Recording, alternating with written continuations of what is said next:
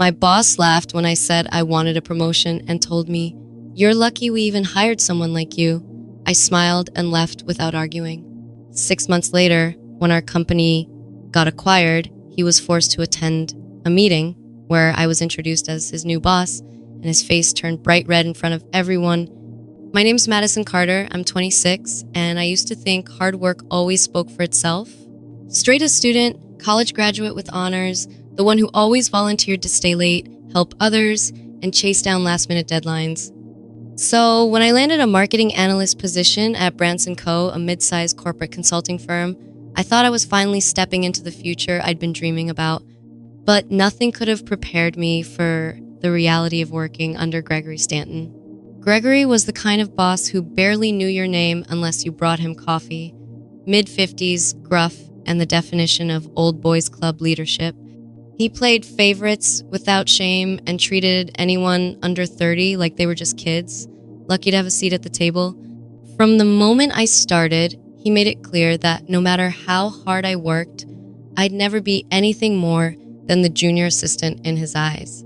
I spent 2 years building campaign strategies that made the company millions.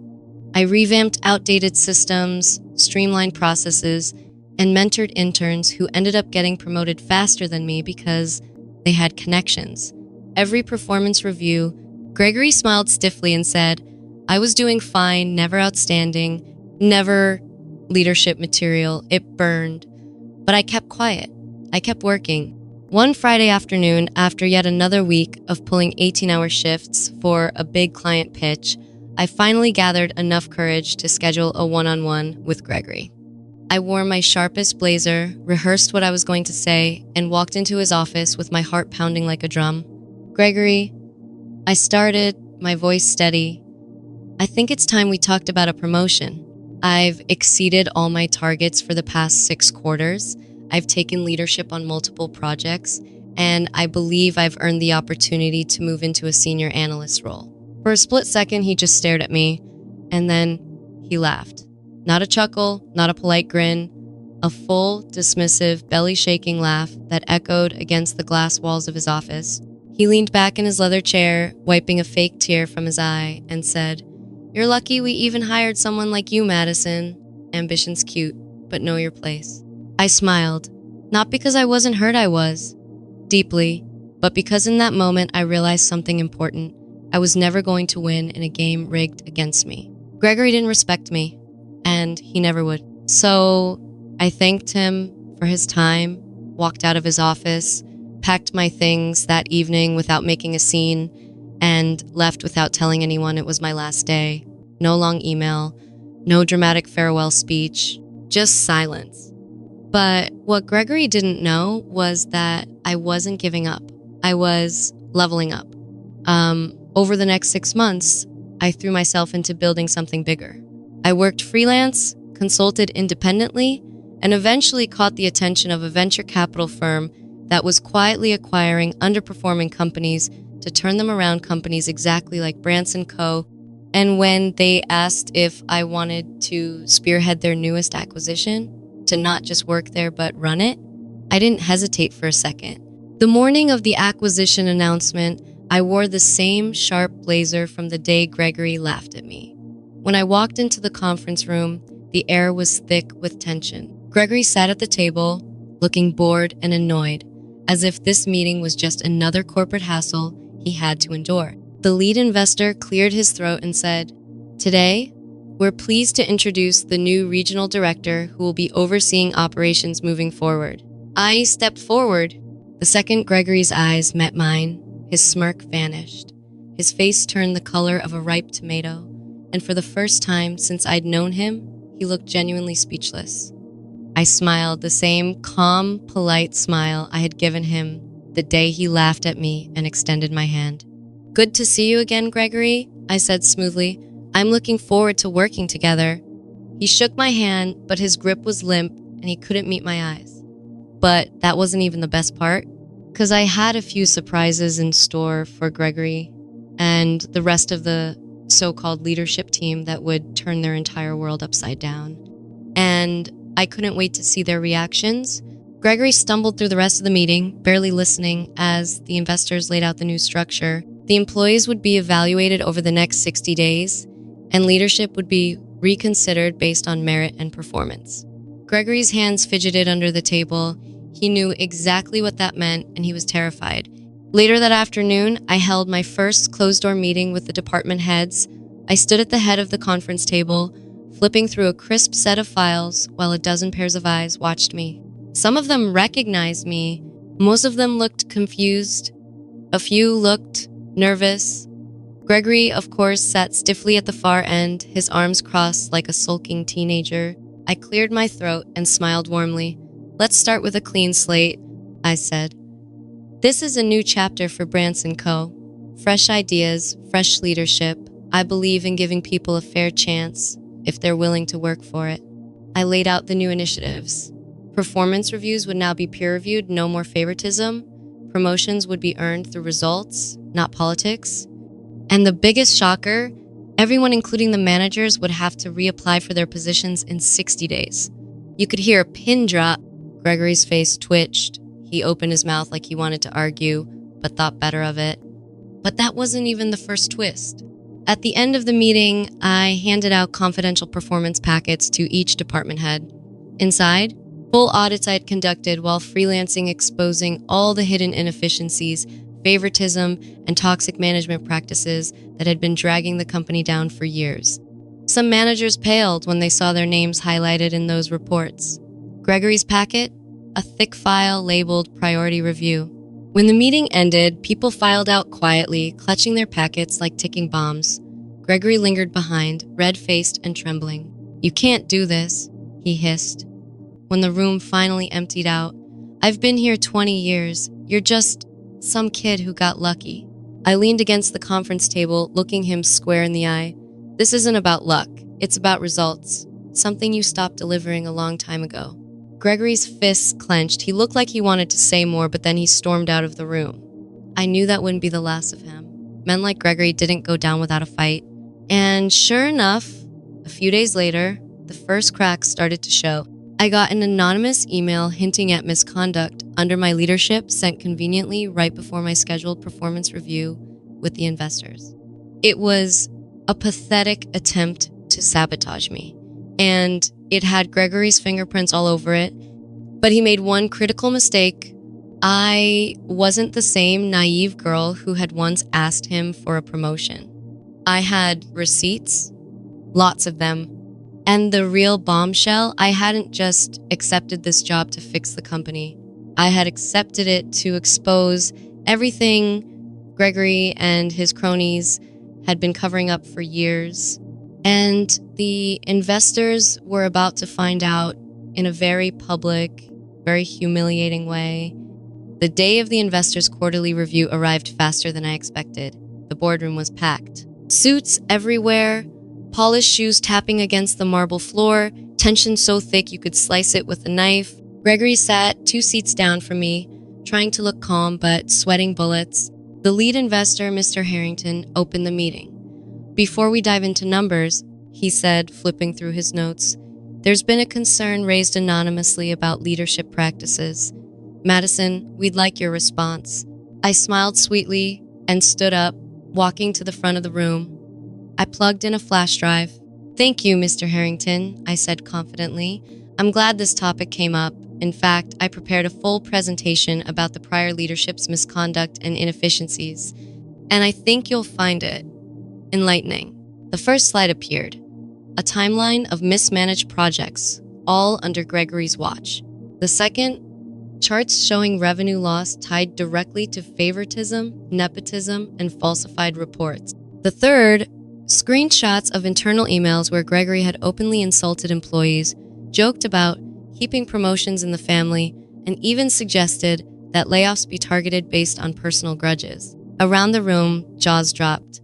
The investors leaned forward, their pens frozen mid-scribble. And then came the biggest twist yet. I played a hidden audio recording one I had captured months ago when Gregory didn't know.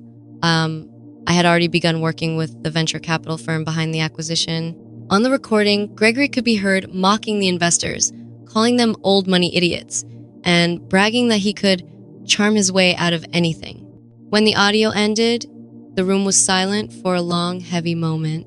Gregory looked like he wanted the floor to open up and swallow him whole. Mr. Harrington folded his hands calmly. "Gregory Stanton," he said coldly, "you're hereby suspended pending a formal review. Security will escort you out." Gregory stammered something incoherent, his face purple with rage and embarrassment, but 2 security guards were already at his side. I didn't move. I didn't smirk. I didn't say, "I told you so." I just watched as he was led out of the building like a disgraced king stripped of his crown. But I wasn't done yet, because the real victory wasn't just removing Gregory. It was building something better in his place. And my next moves were going to be even bolder than anyone expected. After Gregory's public humiliation, the atmosphere at Branson Co. completely shifted. Some employees cheered quietly behind closed doors. Others grew tense, realizing the old, untouchable days were officially over. I worked nonstop over the next few weeks, rebuilding departments, promoting people who had been overlooked for years, and introducing modern processes. The company numbers started turning around faster than even the investors had predicted. Morale soared, projects finished ahead of deadlines, new clients rolled in. It felt like we were finally on the right track. But that's when the next twist blindsided me. One evening, while reviewing reports in my office, I got a message from Julia, one of the managers I had personally promoted. "Need to talk. Urgent. Conference room B alone." Curious, I walked down the dark hallway. The conference room was empty except for Julia, sitting nervously with a folder clutched in her hands. She slid it across the table to me without a word. Inside were copies of emails, contracts, and a memo outlining plans to force me out of the company once the acquisition transition period ended. I scanned the documents, my stomach tightening. Julia whispered, "They're planning it, Madison. Some of the department heads you promoted, they think once you're done cleaning up, they'll push you out and split your role between them. They already met with the investors privately." Betrayal from the very people I had fought to uplift. I leaned back in my chair, the weight of it all sinking in. It wasn't enough to defeat Gregory. Power-hungry people always find ways to crawl into the cracks. But I wasn't going down quietly.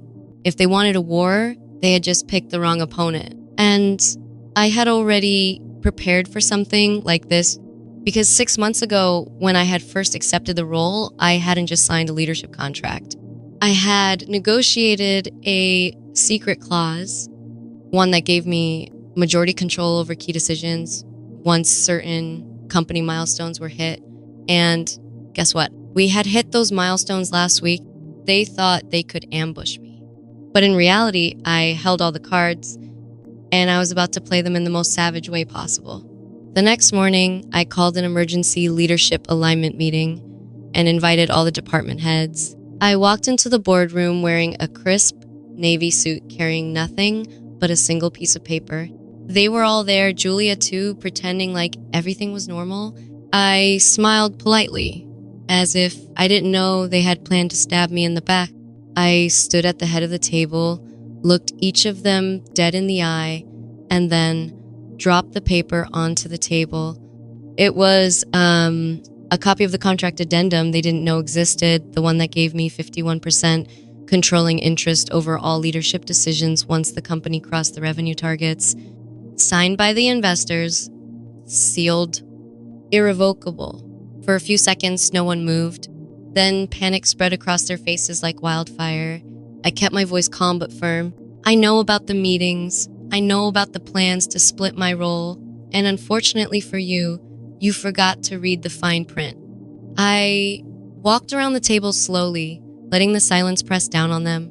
"You see," I continued, "under this agreement, I now have the power to restructure the leadership team without needing a board vote. Beat passed, and effective immediately, your resignations are being requested. HR has your paperwork ready." Julia's eyes widened, realizing even she wasn't safe. "Madison, wait," she started. I held up a hand. "I appreciated your warning, and because of it, you'll be offered a different role reporting to someone else, but you won't be part of leadership again." Julia swallowed hard and nodded silently. As for the others, one by one, they were escorted out, the same way Gregory had been, twist after twist, cleanup after cleanup. And when the dust finally settled, Branson Co. wasn't just surviving, it was thriving. Lean, strong, respected. And me, at just 28 years old, I had gone from being laughed at for asking for a promotion to being the undisputed CEO of a multi-million-dollar powerhouse. But you know what the final twist was? Gregory wasn't done, not by a long shot. And the next time I saw him, he wasn't wearing a suit anymore. He was wearing a janitor's uniform, cleaning the floors of the very building where he once ruled. And when our eyes met across the marble lobby, I didn't say a word. I just smiled. The same smile I gave him the day he told me, "You're lucky we even hired someone like you." Except this time, he knew exactly who was lucky. And it wasn't me. Success isn't just about the title on your door. It's about how you carry yourself when everyone doubts you, when they laugh at you, when they try to tear you down behind your back. Because true power, it's silent, it's patient, and when it finally arrives, it doesn't need to announce itself. It just smiles and lets the world realize too late that the person they underestimated was building an empire right under their noses. And by the time they see it, it's already too big to stop.